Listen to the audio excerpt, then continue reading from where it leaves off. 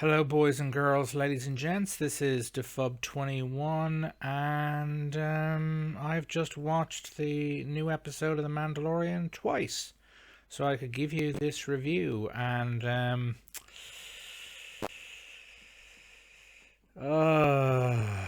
eh, how do I put this best? It seems clear to me in this season of The Mandalorian that the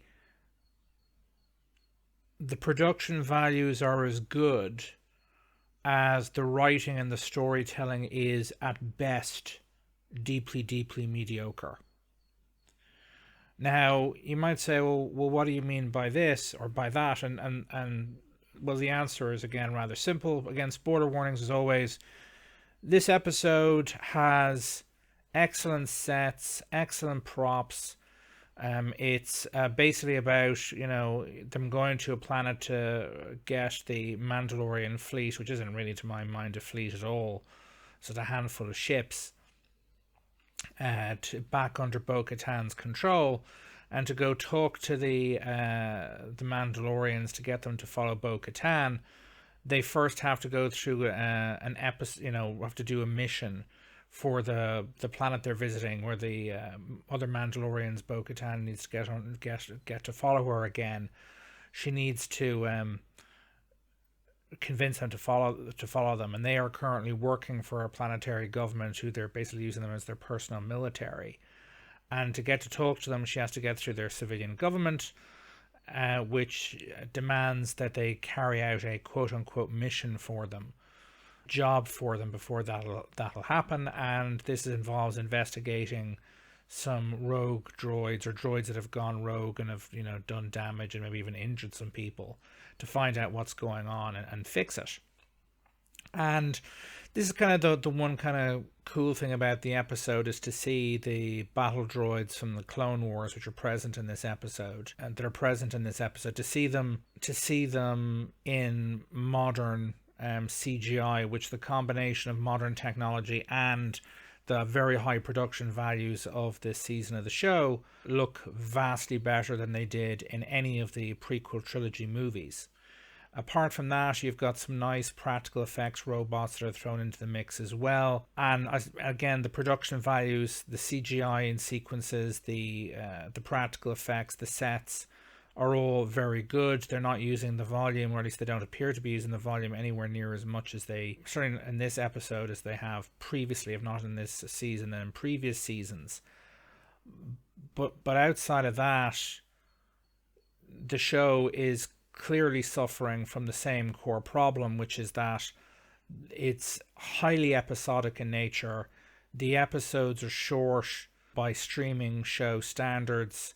They should be kind of 50 minutes plus when some of them are only half an hour, and that's including both credits and a previously on sequence at the beginning of the episode. It's the case here. This episode like 40, I want to say 40 something, about 40 minutes long.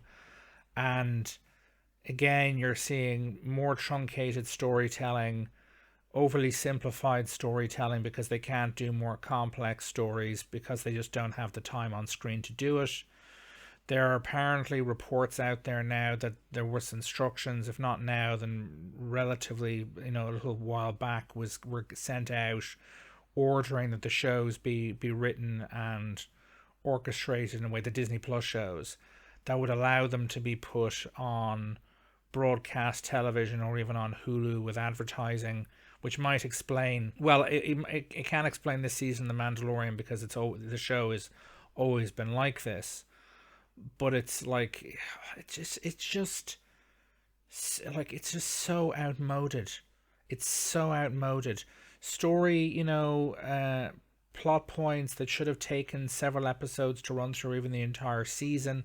Like this, like Bo-Katan gets back her Mandalorian fleet in a single 40-minute episode.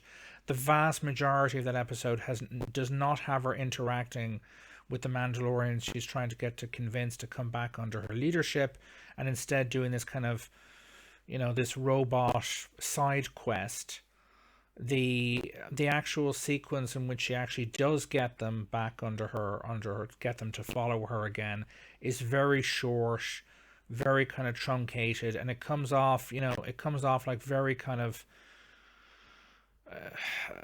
amateurish slash just badly, poorly written storytelling. Because again, it's not necessarily because the writers don't have the talent to do, or one assumes, one hopes, don't have the talent to do more long form storytelling, is that they're just not allowed to. And this is a real bloody problem. I mean, it really, really is. I mean, Star Trek Picard, which has much more serialized storytelling than The Mandalorian has ever had, is, at this point, I can say again, the production qualities in this are better. There's been more sets in The Mandalorian. There's been more kind of external environments. On Picard, you spend most of your time on the overly dark sets that make up that make up the USS Titan. And then of course there was the terrible sets for the space ghetto slash black market for the Raffi and Worf story sequences on that show as well, that I think hurt it. But everything else, everything else is, The Mandalorian across the board has got better production values, I think, possibly a bigger budget. Again, you've got a larger ensemble, whatever that term is, the one I'm talking about, cast, which is the norm for most Star Trek shows. Was true, TOS was true, TNG, DS9, Voyager. So you've got more people you have to pay, which might explain that to at least a degree. But fundamentally, and of course, the Star Trek shows were always kind of very enterprise centric for the most part. In other words, they were always kind of set on the ship or on the space station or on, again, Voyager. But even so, despite the better production values compared to Picard, at least in terms of there's more environments, although again they are skimping on things like extras for the urban areas and things like that. So this looks like a very well made, well funded episode from a production standpoint. It's just not up to snuff from a storytelling standpoint. The entire season is not up to snuff from a storytelling standpoint. Again, the elements with the rehabilitated quote unquote Imperials that we've seen earlier on this season, quite frankly, should have been told not over one long episode, but over, they should have been a part of a B story thread running from the very first episode of the season till at least the first 4 or 5 episodes of the season. But again, that didn't happen. Here you do run into Jack Black, spoiler warnings, playing a rehabilitated Imperial, and I'm wondering if what happens with this planet later on, there has been reports online / theories online that they've been ordered to hook up the Mandalorian to the sequel trilogy, which, explaining the rise of the First Order and so on, and this might be part of that theoretically, but we'll have to see. Again, Kathleen Kennedy can only be blamed for so much. If the senior leadership at Disney won't spend the money to make the shows high quality, not just in terms of production values, but in terms of storytelling, by allowing longer episodes with serialized storytelling rather than episodic, they're how they're going to be able to compete with HBO / Max and Netflix in terms of quality long form storytelling if they won't do long form quality storytelling. The appointment television in the modern era requires high quality storytelling, and this is simply not it. It really, really isn't. It's like watching a television show from 20 years ago, or back in the 1990s, or even in the 1980s. Yeah, the production quality is much, much better. Like the CGI sequences, like on the planet, like when you're in this, what do you call it? Well, it's a vacuum tube train, basically, are very, very impressive. The CGI spaceship sequences at the beginning of the episode are very impressive. The robots are very impressive. Jack Black, does his job perfectly well. Although how he might turn into a baddie later, I don't see that happening. But he does a very good job, and like he's a perfectly capable actor. I believe the actress's name is Lizzo, who is a singer, and she does a pretty good job too. From an acting standpoint, but I just don't see how I just don't see how this is not very good. The production values are great, but it's like watching a TV show from 20, 30 years ago. Expectations have changed, tastes have changed. Why they would bother, if the rumors are true, about intentionally making their shows so they can be broadcast on broadcast television in the US, where there are huge creative restrictions, both because of you can't swear on broadcast television in the US even at 10, 11, 12 o'clock at night. The advertisers are apparently very controversy averse over there, which makes the content even blander. Expectations have changed, tastes have changed. People watching broadcast television, or even kind of basic or even premium cable television in the US, they're a rapidly aging demographic. Millennials aren't watching it. Gen Zers certainly aren't watching it.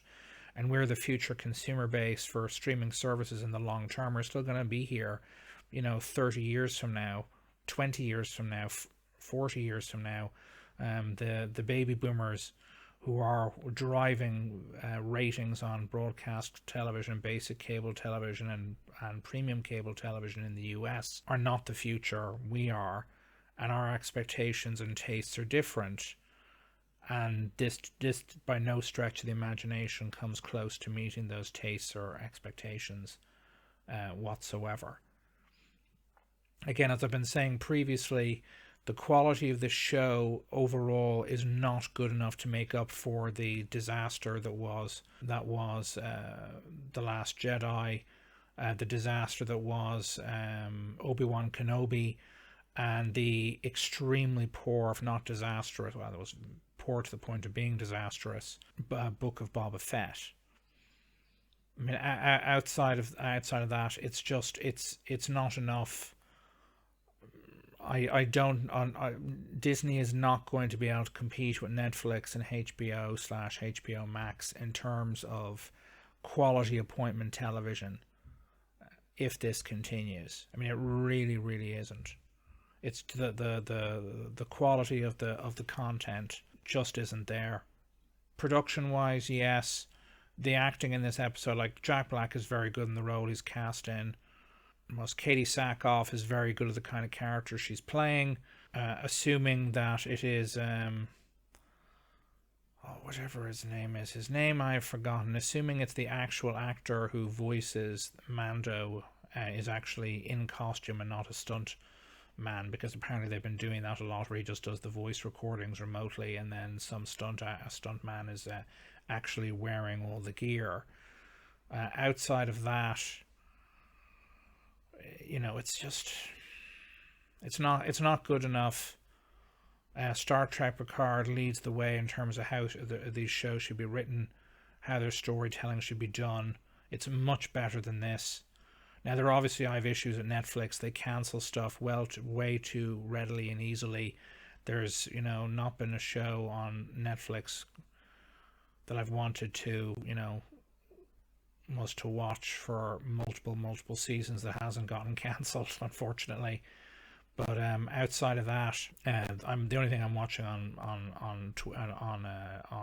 the only thing I'm watching on Netflix was the Witcher series, and I'll watch season 3 just to see, if it's a disaster or not, and probably review it for you, actually, as a matter of fact. And it's going to be Henry Cavill's last season on the show, but hopefully that isn't a complete train wreck, but it may well be, which might be good for content if you like to hear me complaining and complaining and complaining.